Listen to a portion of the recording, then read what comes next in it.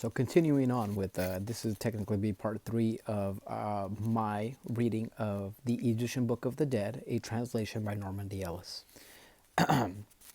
So according to Egyptian theology, the structure of man is not limited to only his mortal shell and spiritual self, but is a complex and interconnected structure where his physical body, spiritual body, mental and emotional states play off one of another.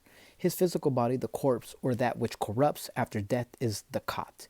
It is easy enough to define, where trouble often arises in defining the various spiritual aspects which are loosely attributed to what we think of as the soul, because poison starts in the flesh, right?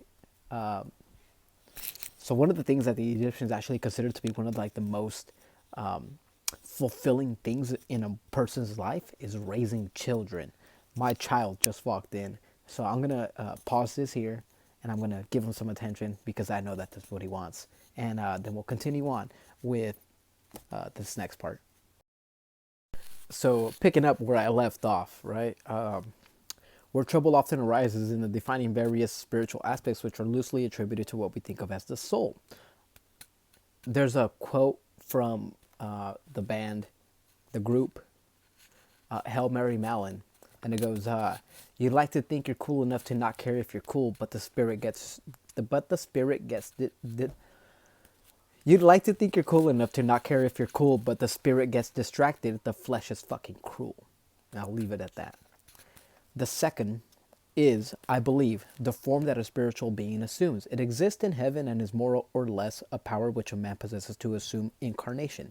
In addition, a man's Ren, or his name, is powerful and holy.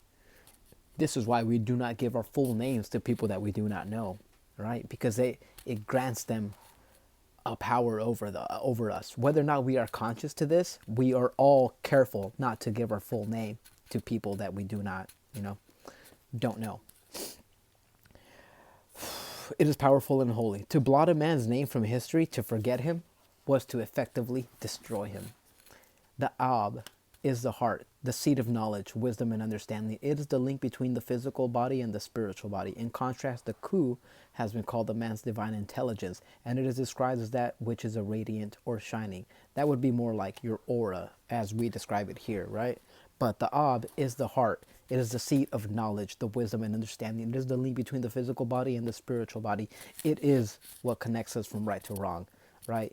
And in doing this right there, that was not any sort of religious thing that I'm doing, right? This isn't like me Catholic doing like excuse me, I have a little bit of too much coffee.